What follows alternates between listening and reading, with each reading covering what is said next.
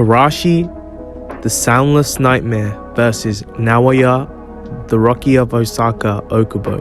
A match that all of us are looking forward to. Here are my predictions for what will go down in this match and what the outcome of the overall match will be. Before I begin the video, guys, make sure you subscribe to the channel. Around 88% of people who are watching my videos right now are not subscribed, so be a legend and hit that subscribe button. So Terashi versus Okubo, aka Slenderman versus Pennywise.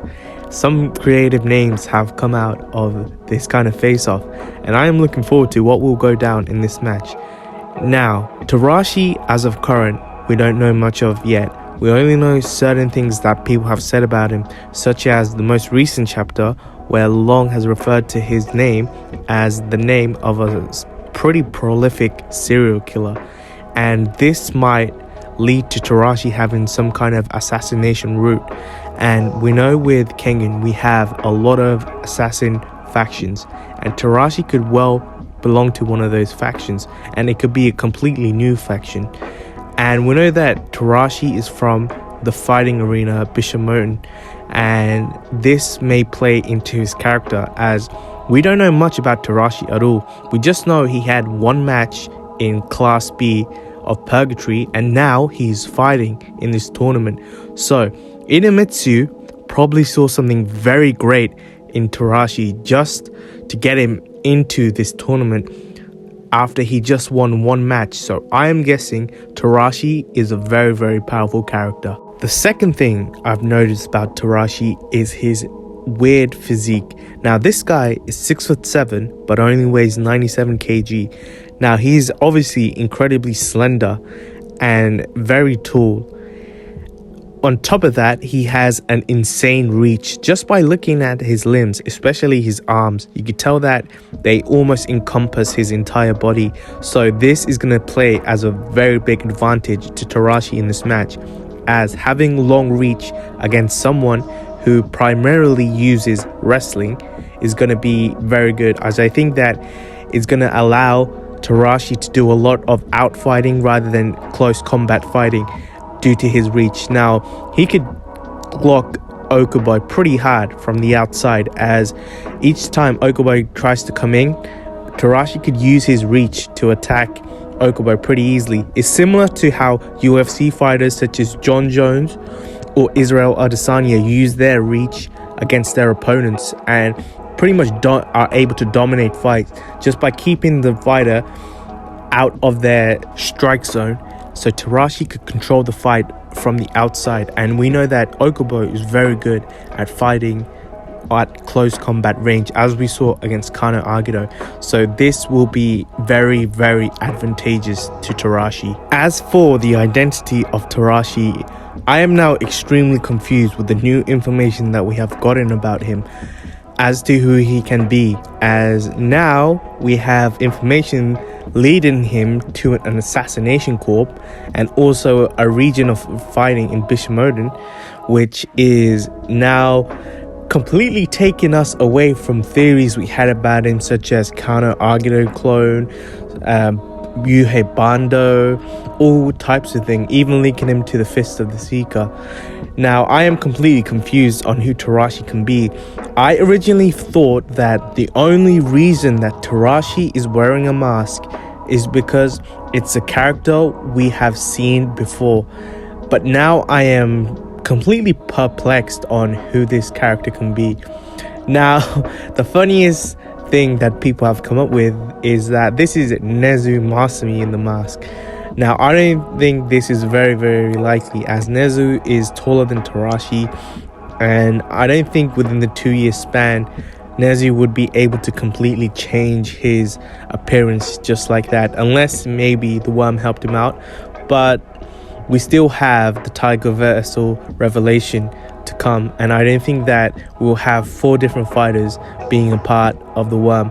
I think the final fighter to be part of the worm is going to be the Tiger Vessel himself, and I'm highly doubting that it is Terashi who is the Tiger Vessel. Now we come to Naoya Okubo. Now we know that Naoya Okubo lost in the first round of the Kengan Ashura Annihilation Tournament against Kano Agito, but he did take that loss pretty hard, as Okubo being out in the first round and him having all the accolades that he does, being a boxing world champion, a wrestling champion, and also being at the pinnacle of martial arts, he lost in the first round against Kano Agito. Now, I don't think Okubo is the type of character that would go lightly and start going deeper into a depression due to the fact that he lost. I think Okubo has improved a lot over these 2 years, and one of the major things I think Okubo has done is take inspiration from Kano Agito. Now, you guys are probably wondering what I'm talking about. Now, we know that in the fight between Okubo and Agito, we saw that Kano Agito came up with his infamous smile. Now, I think the reason why Okubo is dressed up as a clown is that he wants to make his opponent think that he is absolutely crazy. And the fact that was dressed up in a clown suit and he's fighting in a clown suit, I think we might see a weird Okubo smile. Now, Sandrovich is very infamous with having characters do some creepy sort of smile, which kind of changes their ability within the fight. And I think that Sandrovich has most likely come up with a smile for Okubo that is creepy yet awesome at the same time. And this smile might engage him to do better within this fight. As we see, when a character comes up with this crazy smile, something crazy happens within the match. As we know with Agito, when he has his crazy smile, he evolves. With Imai Cosmo, when he had his crazy smile, he was able to beat Akuya. And even Omar, when he has his crazy smile, he ends up having a good bout with whoever he's fighting. And I think we'll see Okubo have something similar to that, as he's one of the characters who hasn't had a creepy, awesome smile. And I think the whole reason for his clown suit is because of that. And finally, the person who I'm picking to win this match is Naoya Okubo. I believe that Naoya Okubo has a lot to live up to, as he is in the pinnacle of all fighting, and people doubt him so much within Kengan due to the fact that he lost in the first round. But people do not realize how strong this character truly is.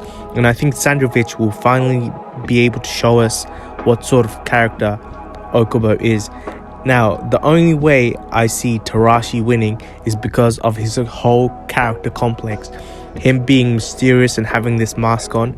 I think that this is all a ploy for Sandrovich to kind of create this ominous feeling within the match. But I think our boy Naoya Okubo will somehow pull off the victory, and I hope that it's with his wrestling. I want to see a really good submission move within this tournament, and I don't want to see another rear naked choke. I would like to see something like a guillotine being implemented within Kengan, and who better to do it than your boy Naoya Okubo.